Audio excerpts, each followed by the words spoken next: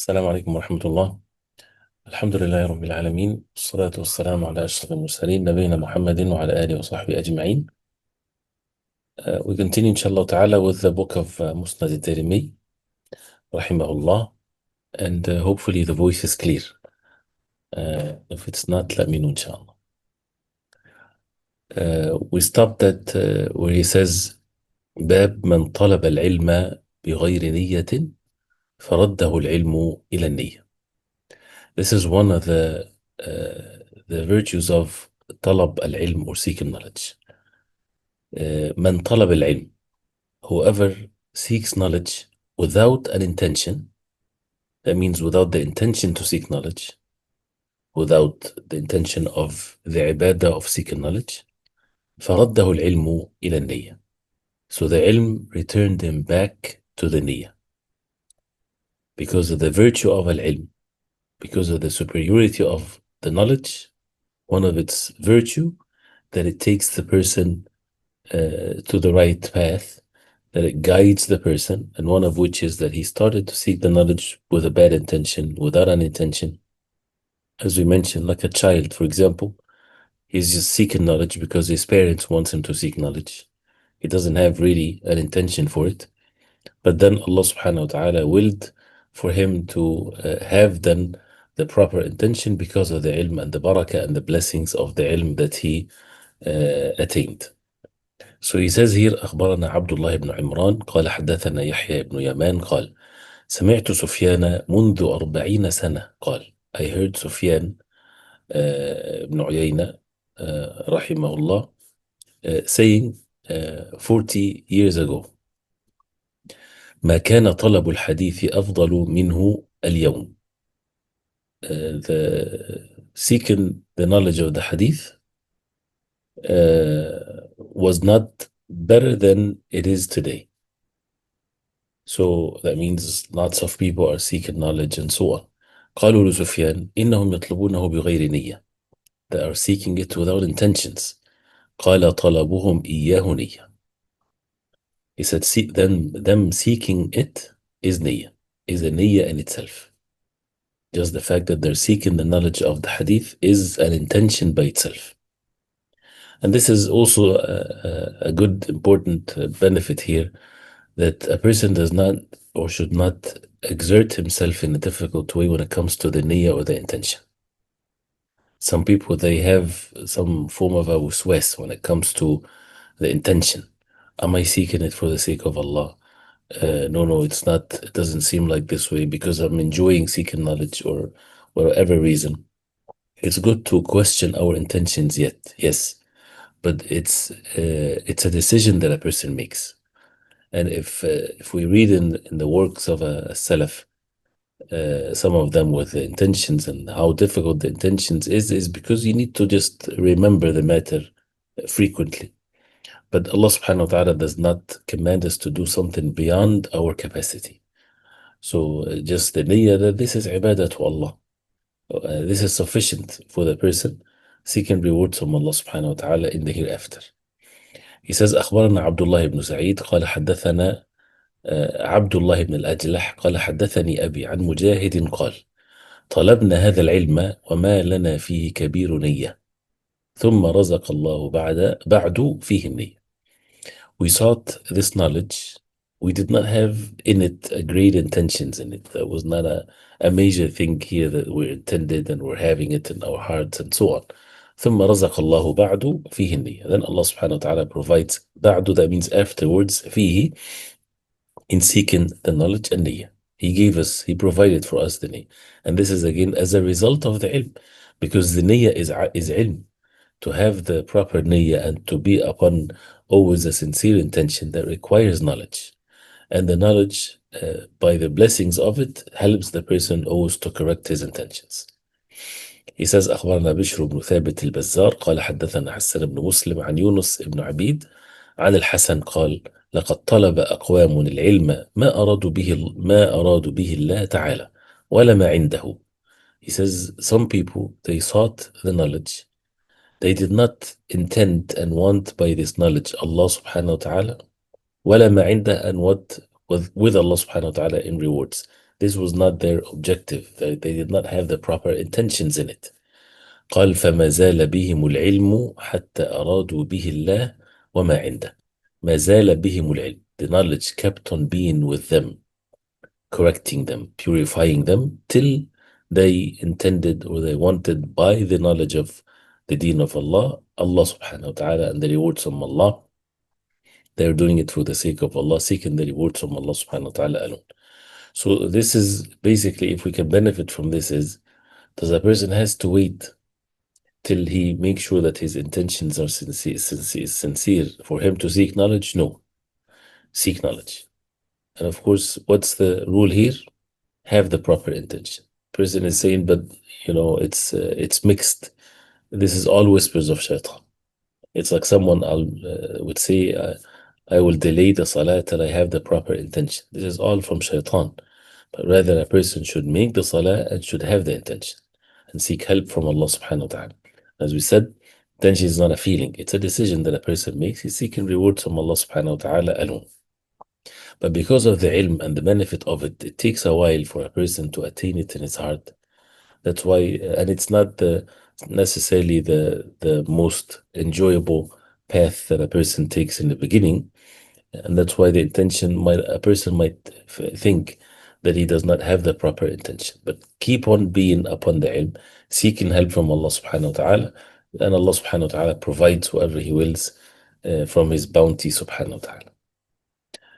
And because this is mentioned, so that a person is not carried away to think that bad intentions is okay, or seeking intentions for other than Allah is an approved matter. No. And the next chapter, باب التوبيخ لمن يطلب العلم لغير الله. التوبيخ, the blame, the warning for those who seek knowledge for other than Allah. He says أخبرنا سليمان بن حرب قال حدثنا حماد بن زيد عن أيوب عن أبي قلابة قال أبو مسلم الخولاني العلماء ثلاثة. Abu Muslim al-Khawlani said العلماء ثلاثة. The scholars are three types. فرجل عاش في علمه وعاش معه الناس فيه. رجل, a man, he lived in his knowledge and the people lived with him in it. He lived in his knowledge, and this is a beautiful expression. عاش في علمه. His life is in his knowledge, because the knowledge is the fear of Allah, the actions that is required because of the ilm. So this is his life. His life is in his knowledge. That means he has knowledge. وعاش معه الناس فيه. And the people lived with him with the knowledge that he has. Whether they're affected in a good way by his manners and conducting himself with knowledge or learning from him. ورجل عاش في علمه ولم يعش معه فيه أحد. The second type, a man lived in his knowledge, but no one lived with him with his ilm, with his knowledge, alone. And the third one, ورجل عاش الناس في علمه وكان وبالا عليه. The third one, a man عاش الناس. The people lived with his knowledge. That means they benefited from his knowledge. His knowledge was extended to them. But then وَكَانَ وَبَالًا عَلَيْهِ. The knowledge was وَبَال عَلَيْهِ. The knowledge was returned as a wrath upon him. The knowledge was a miserable thing for him. Why? Because he did not act upon his knowledge. So the knowledge becomes evidence against him. As the hadith of the Prophet ﷺ that talks about the like of this type of a man, may Allah subhanahu wa ta'ala protect us. So these are the three categories of people. And of course, a person wants to be from the first one. عاش في علمه وعاش معه الناس فيه. Then he said أخبرنا عبيد الله ابن موسى عن عثمان بن الأسود عن عطاء قال موسى عليه السلام يا رب أي عبادك أحكم. Musa عليه السلام, he said, Ya Rabb, my Lord, who among your ibad, your slaves, is the most wise? And ahkam, whether it's wisdom, have the proper judgment, because that's also related to wisdom. قال الذي يحكم للناس كما يحكم لنفسه. The one that judge among the people the same way that he judge for himself. He is not having the double standards. He teaches the people, and what he teaches the people, he acts upon it. He judge among the people with knowledge, and he judge his own self with the knowledge. قال يا رب أي عبادك أغنى. O my Lord, who's the richest among your slaves? قال أرضاهم بما قسمت له. The richest among them is the one that أرضاهم, the most pleased with what I provided for, distributed for. And Allah subhanahu wa ta'ala قسم الأرزاق. Allah subhanahu wa ta'ala distributed the provisions by his wisdom and power and knowledge subhanahu wa ta'ala.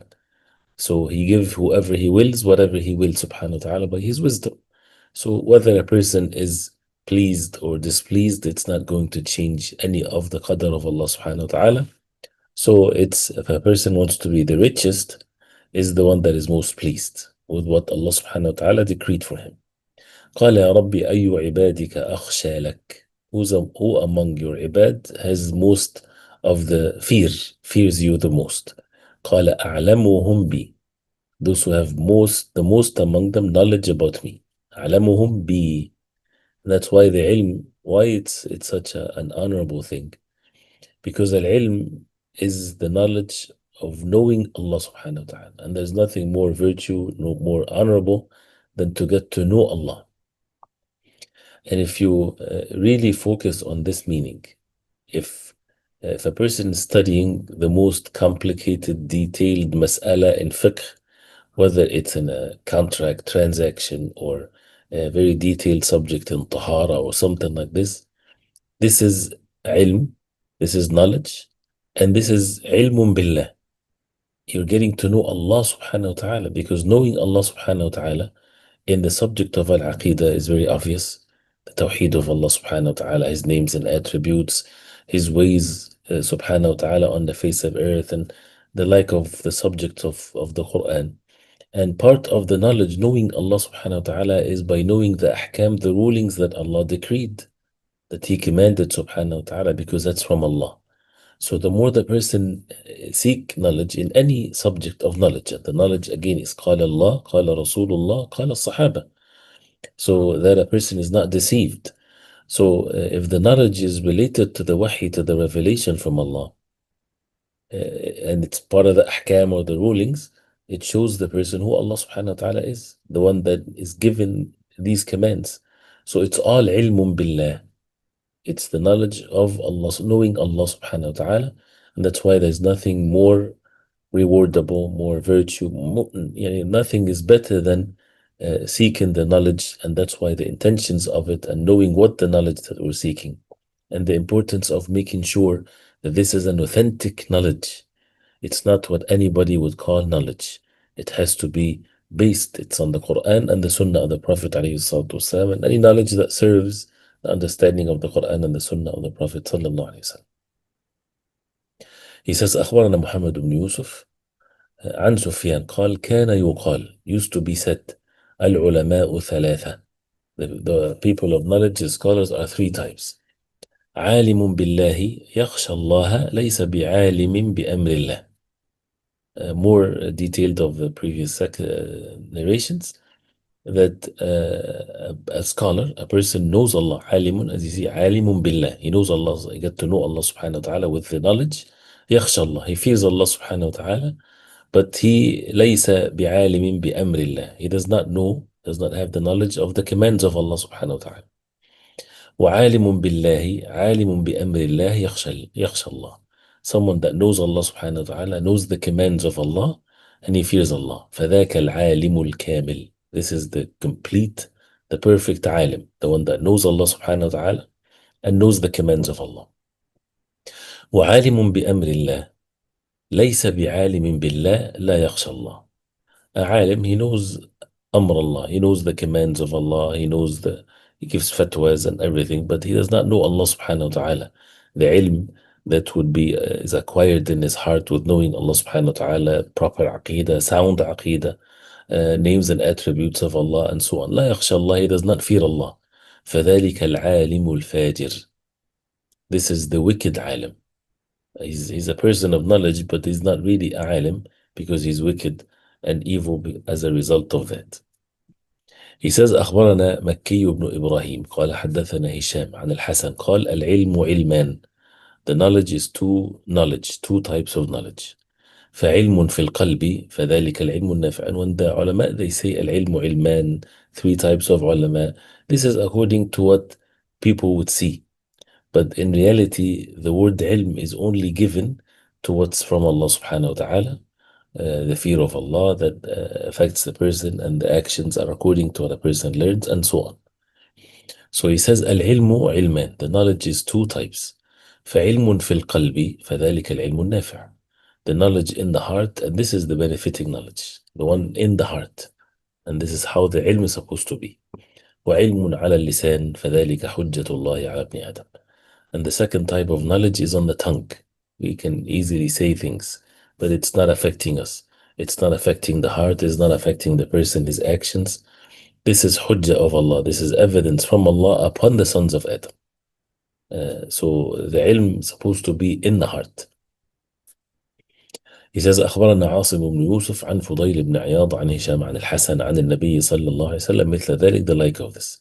He says, أخبرنا عمرو بن عون قال أنبأنا خالد ابن عبد الله عن يزيد بن أبي زياد عن إبراهيم عن علقمة عن عبد الله قال تعلموا فإذا علمتم فاعملوا. Abdullah ibn Mas'ud, he said, تعلموا, repeating the command here. Seek knowledge. فإذا علمتم, and if you get to know, then فاعملوا, then act upon the knowledge.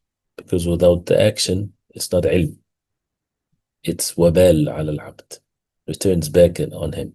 So it's the knowledge that the intention of it is to act upon it.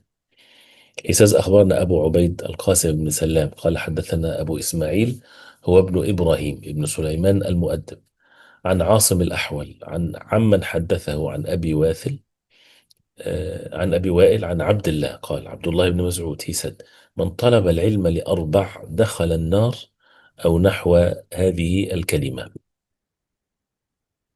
He says, whoever seeks the knowledge for four things, for four intentions, he will enter the fire, or the like of this word. That means he's among the people of the hellfire. This bring the punishment of Allah subhanahu wa ta'ala on him. What are these four bad intentions? ليباهي به العلماء. Al-mubaha is to feel proud, is to brag about something. So ليباهي به العلماء, to go along with the people of knowledge, to be looked at as a person of knowledge, to have this pride in himself that he's among the people of knowledge.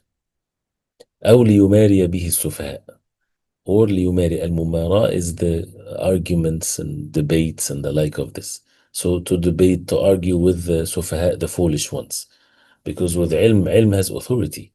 And when you have authority, that means you're able to win in your conversations, in your talks and things like this. So that's his intention. أو ليصرف به وجوه الناس إليه, or to direct, turns the faces of the people to him. That means to have followers, for people to follow him, for he become the leader, for him to be the one to be listened and to obeyed and so on. And this is a fitna for people faces to turn to him, the likes and the following, and whether it's online or offline, whatever there is. أو ليأخذ به من الأمراء, or to take by his knowledge from the umara, from the leaders, taking materialistic benefit, status in this life, wealth and so on.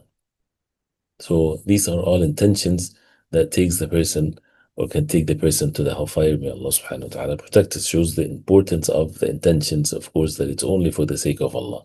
And if things happened, and Allah knows what's in the heart, he is not to be blamed. So if a alim has many followers and many those who attend his sessions of knowledge, he is not to be blamed that he's doing something bad. This is a good thing, and Allah knows what's in his heart. And the same thing, if he receives something without him longing for it, this is from Allah subhanahu wa ta'ala, and the heart, Allah subhanahu wa ta'ala knows what's in there, and this is all about the intentions. Then he says, أخبرنا سعد بن عامر عن هشام صاحب الدستوائي قال قرأت في كتاب بلغني He said, I read in a book that reached me, I have it, أنه من كلام عيسى عليه السلام, that this is from the kalam or the speech of Isa عليه السلام.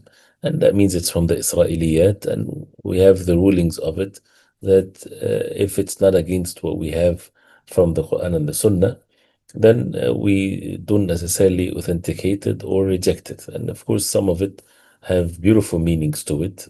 So this is why they would introduce it in the books like this.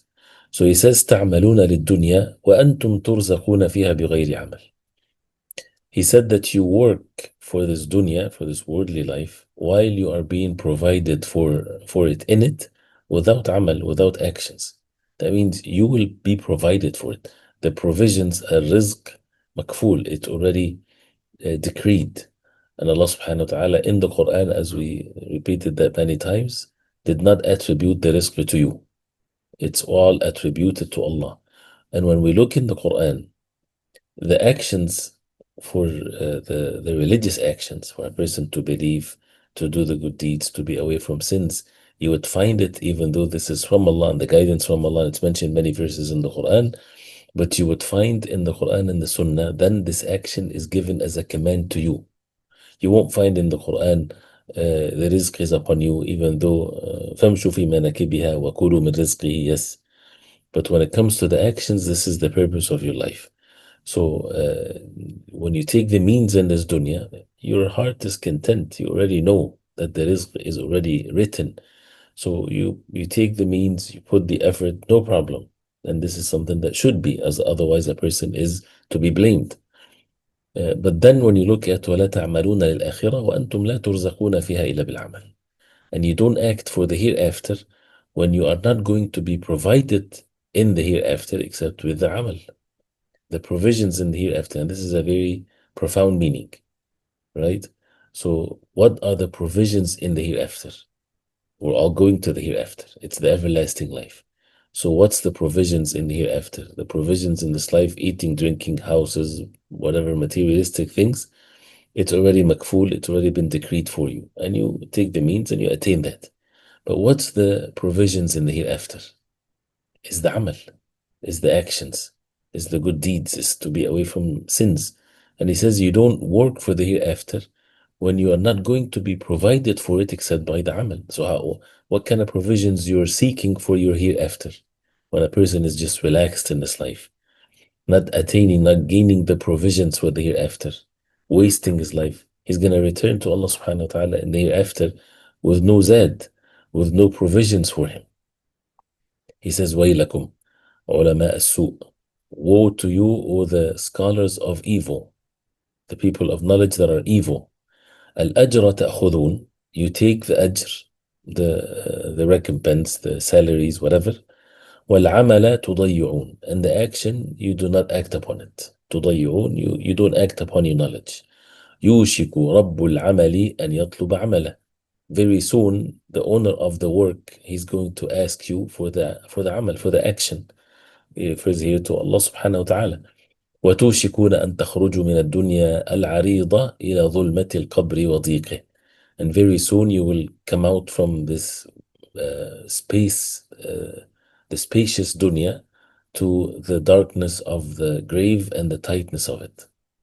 الله ينهاكم عن الخطايا كما أمركم بالصلاة والصيام. Allah subhanahu wa ta'ala forbade you from sins as he commanded you to make salah and to fast.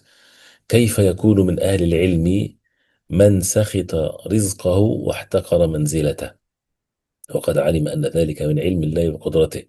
How can a person be from the people of knowledge if he is someone that is complaining or not pleased with his provisions, and he ridiculed or looked down upon his level?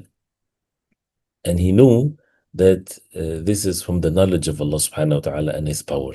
He is not from the people of knowledge then, when he does not know the level of that he's in, that Allah subhanahu wa ta'ala bestowed upon him. كيف يكون من أهل العلم من اتهم الله فيما قضى له فليس يرضى شيئا أصابه. How can someone be from among the people of knowledge, the one that would accuse Allah subhanahu wa ta'ala والعياذ بالله in a matter that Allah decreed for him? So فليس يرضى شيئا أصابه, he's not pleased with the qadar of Allah. How can he be from among the people of knowledge? Of course, cannot be.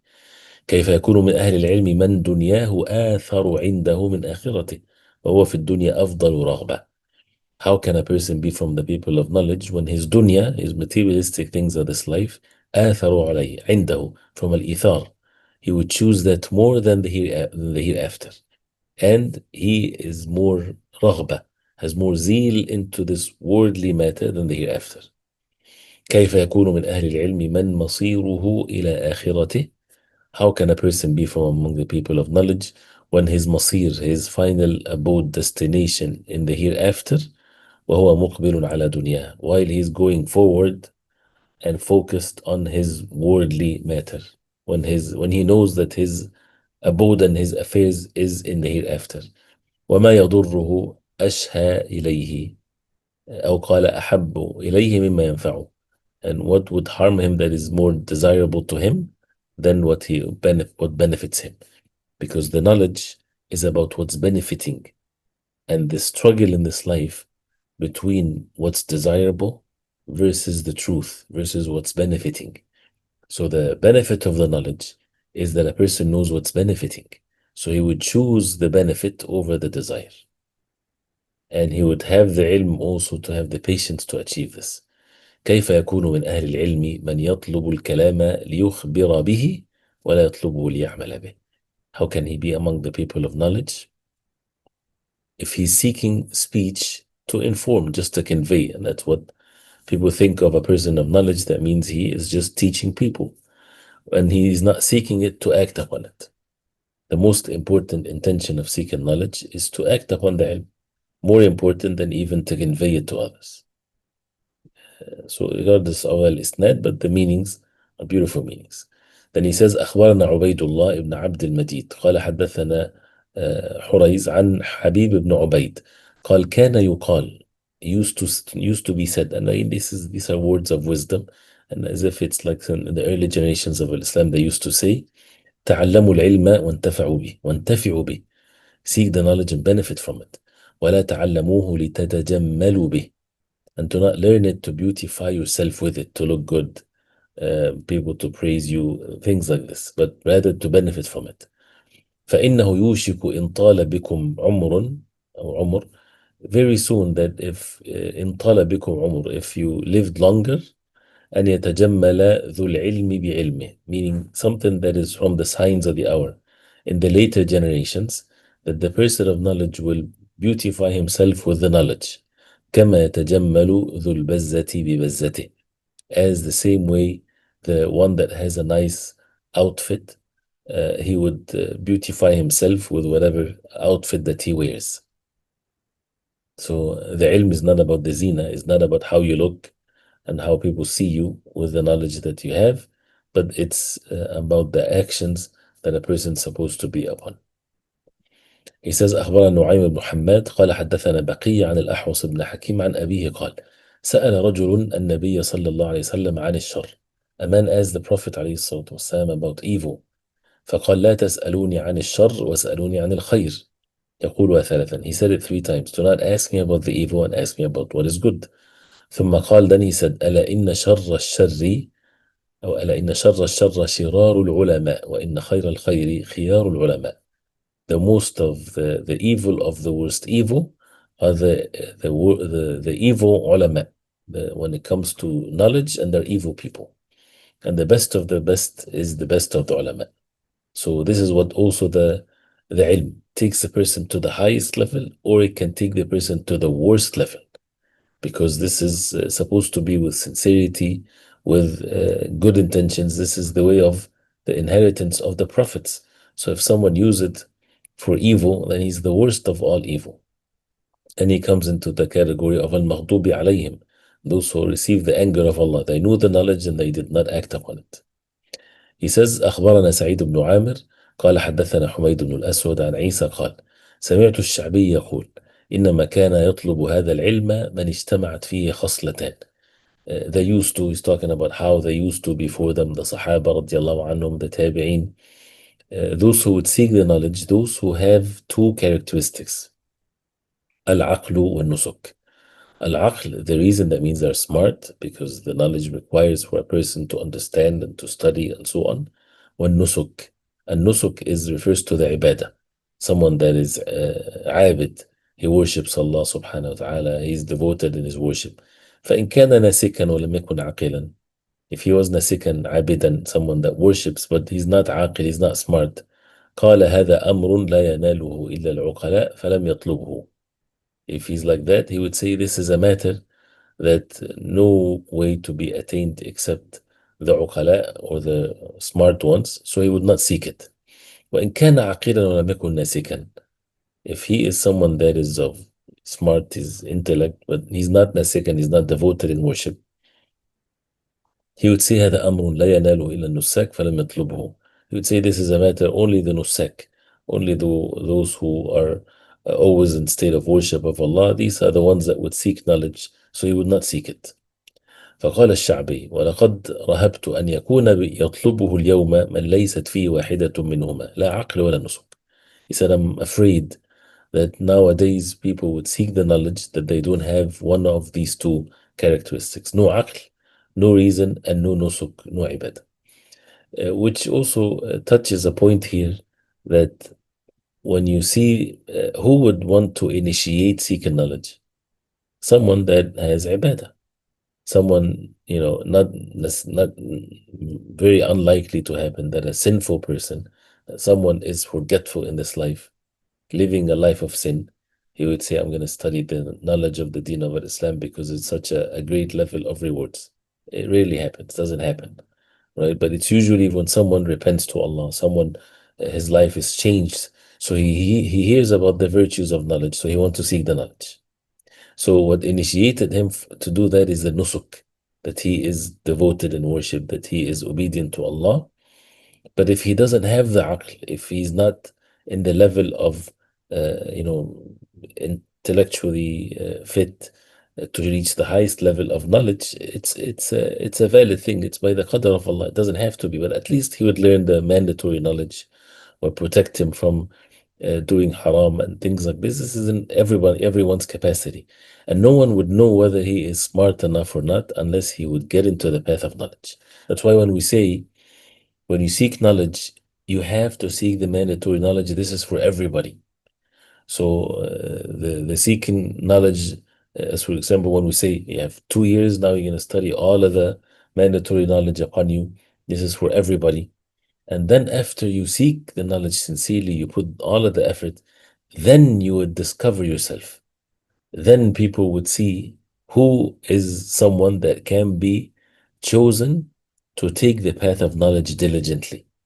And it doesn't have to be everybody. And a person can still be among those who have nusuk and worship and so on, but his capacity is limited. But that can never be known until a person would put the effort and take the means. And we talked about this is one of the great favors of Allah subhanahu wa ta'ala, that a person knows his limits. But most people, they do not know their limits. They think they know. They would say, oh, I cannot memorize the Quran. It's too difficult for me. Did you spend a couple years trying to memorize the Quran every day? And now you're saying that it's beyond your capacity? If you didn't do that, that means you don't know your limits, right? A person says, oh, it's not seeking knowledge. I'm not smart enough to seek knowledge. Why? Because he attended a dars or 2 or 3 or a month or 2, and then he gave up, right? Exert yourself, do the best you can. Something that, again, I'm not saying that there's a nas for the 2 years, but I'm just saying a longer period of time that a person would work on himself and do the best he can, and then he would see what's then the rizq from Allah subhanahu wa ta'ala, as with the truthfulness, with the sincerity, with the devotion. Now, so then he says, أخبرنا أبو عاصم قال زعم لي سفيان قال كان الرجل لا يطلب العلم حتى يتعبد قبل ذلك 40 سنة. Sufyan, he said to him that the man would not seek knowledge till يتعبد, till he is devoted in worship before that for 40 years. Because it's ibadah also. So, نعم. And he says أخبرنا محمد بن يوسف عن سفيان عن برد بن سنان أبي العلاء عن مكحول قال, مكحول said من طلب العلم ليماري به السفهاء وليباهي به العلماء أو ليصرف به وجوه الناس إليه فهو في نار جهنم. The three of the four things that I mentioned earlier. Whoever seek knowledge, to debate with the foolish ones, to be proud among the ulama, to divert and turn the faces of the people to him, he is in nar jahannam, he is in the hellfire. He says أخبرنا يحيى بن بسطام عن يحيى بن حمزة قال حدثني النعمان عن مكحول قال قال رسول الله صلى الله عليه وسلم, this time attributing it to the Prophet عليه الصلاة والسلام, من طلب العلم ليباهي به العلماء أو ليماري به السفهاء أو يريد أن يقبل بوجوه الناس إليه أدخله الله جهنم. The same three meanings that just mentioned in the previous narration. He says أخبرنا إسماعيل بن أبان قال حدثنا يحيى بن يمان عن المنهال بن خليفة عن مطر الوراق عن شهر بن حوشب عن ابن عباس رضي الله عنهما قال, الله بن عباس said إنما يحفظ حديث الرجل على قدر نيته. Even though the narration is weak, but it shows also the importance of the good intentions. The sincerity of intentions is one of the means for the knowledge of the person to be preserved on the face of earth. إنما يحفظ حديث الرجل. That's why when they say that the ilm of someone like Imam al-Nawawi rahimahullah, and how a book like Riyadh al-Salihin is stayed for these hundreds of years and every home has it and so on. As the ulama, they say, I heard Sheikh Ibn Uthaymeen one time, he was speaking about it. He says this is maybe the sincerity that was in his heart that Allah subhanahu wa ta'ala ordained for his knowledge to continue to be present. So according to one's intentions, opposite to what a person might think. قال أخبرنا يعلى قال حدثنا المسعودي عن القاسم قال قال لي عبد الله إني لا أحسب الرجل ينسى العلم كان يعلمه للخطيئة كان يعملها.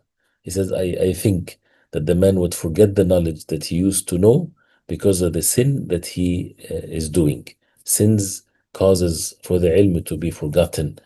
And forgetfulness is not about memorizing something that a person, when he become old in age, he forgets. This is not what is meant, but what is meant by that is not to act upon it. And this is one of the punishments of al-ilm. There are so many still narrations here. Because of the time, we'll just take one last narration, inshallah, because of the time of the salah. أخبرنا الحكم بن نافع قال أنبأنا شعيب بن أبي حمزة عن ابن أبي حسين عن شهر بن حوشب قال بلغني أن لقمان الحكيم كان يقول لابنه, reached him that Luqman, he said to his son, يا بني لا تعلم العلم لتباهي به العلماء, we talked about that, أو لتماري به السفهاء, also mentioned before, أو ترائي به في المجالس, or to ترائي, make رياء, to show off in the majalis, in the gatherings. Of course, mashallah, he has knowledge.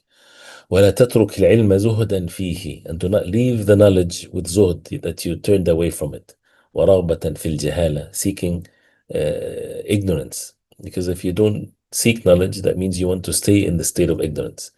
يا بني اختر المجالس على عينك, choose the majalis, choose the gatherings that you sit in, على عينك, that means be very precise and very careful with the majalis, the gatherings that you sit in. وإذا رأيت قوما يذكرون الله فاجلس معهم. If you find people making remembrance of Allah, sit with them. فإنك إن تك عالما ينفعك علمك, because indeed if you are a person of knowledge, your knowledge will benefit you. وإن تك جاهلا يعلمك, and if you're ignorant, they will teach you. And that's what it means by مجالس الذكر. مجالس الذكر is مجالس العلم. So if you have knowledge, they will benefit from you. If you're ignorant, they will teach you. وَلَعَلَّ اللَّهَ أَنْ يَطَّلِعَ عَلَيْهِمْ بِرَحْمَةٍ فَيُصِيبَكَ بِهَا مَعَهُمْ. Or the least is that maybe Allah will bestow His mercy upon them, as the hadith of the Prophet ﷺ states that. So you will attain some of that with them. وَإِذَا رَأَيْتَ قَوْمًا لَا يَذْكُرُونَ اللَّهَ, and if you see people do not have remembrance, do not make remembrance of Allah, فَلَا تَجْلِسْ مَعَهُمْ, do not sit with them. فإنك إن تك عالما لا ينفعك علمك, because if you have knowledge, it won't benefit you. وإن تك جاهلا زادوك عيا, and if you are ignorant, they would increase your ignorance to you, because they're not remembering Allah, they're not seeking knowledge. ولعل الله أن يطلع عليهم بعذاب فيصيبك معهم, and maybe Allah will see them and bestow upon them punishment, and you will be affected by them.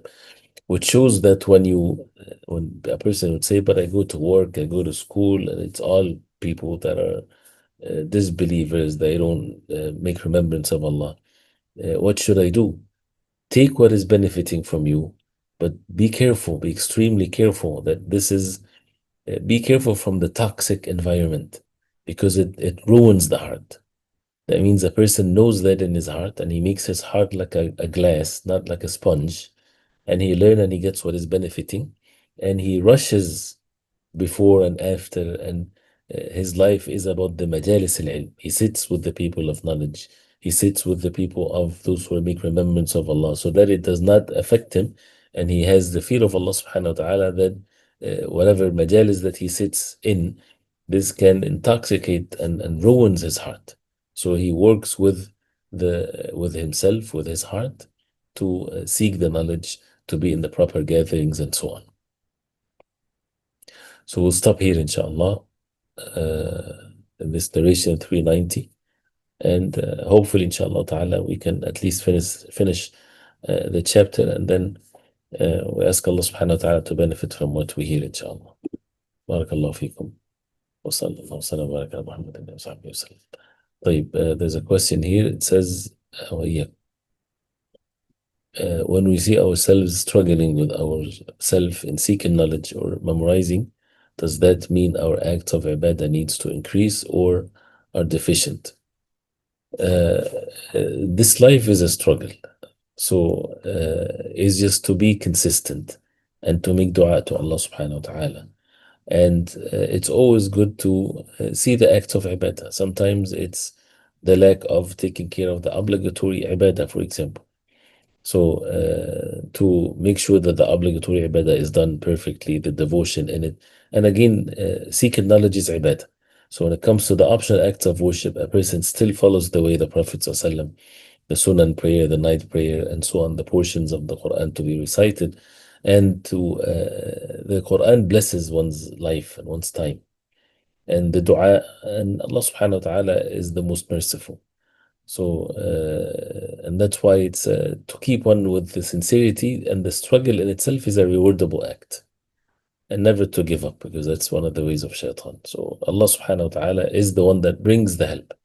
So to constantly make istighfar, to repent to Allah subhanahu wa ta'ala, to make sure that we don't have any things in our life that is we're not doing right. Like, for example, taking care of their parents, things of that nature. Long time. Is it very important to seek a spouse who seeks knowledge? Not necessarily, actually. But if the spouse, if a man seeking a wife, he needs someone that is righteous, someone that is would not distract him more when it comes to seeking knowledge. She helps him. If she helps her husband to be a seeker of knowledge, this is one of the best choices that he gets. She doesn't have to be herself a seeker of knowledge. If she is, mashallah, this is good. But if she helps her husband to be a seeker of knowledge, she gets the reward, and he is able to have the sakina and the tranquility that he needs to be able to focus on seeking knowledge. No. And that's why the seekers of knowledge, their wives, they get great rewards, of course, but also their wives, they have to understand that they would face challenges differently. Why? Because they would have to be more patient. And of course, the person of knowledge has to be more kind to them. Is patient with materialistic things in this life that might want more, but because of the seeking knowledge, it's less, or anything else. So it's important to have someone that is understand the nature of what does it mean to be a seeker of knowledge. What it is, the man who is not a seeker of knowledge, but the woman is, then it's tough. If a woman is a seeker of knowledge, her husband's right comes before anything else. It's if he's a righteous person and obedient to Allah subhanahu wa ta'ala, then it's good. She should not necessarily seek a seeker of knowledge. إِذَا جَاءَكُم مَّن تَرْضَوْنَ دِينَهُ وَخُلُقَهُ فَزَوِّجُوهُ.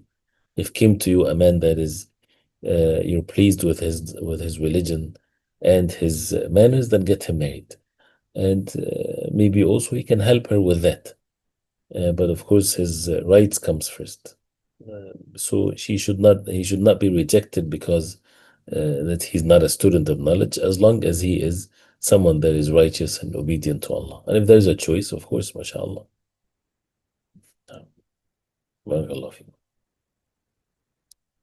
طيب, anything else, inshallah? طيب, it's close time for the salah. طيب, ask Allah subhanahu wa ta'ala to make us benefit from what we heard. وصلى الله وسلم وبارك على محمد وآله وصحبه وسلم. والسلام عليكم ورحمة الله وبركاته.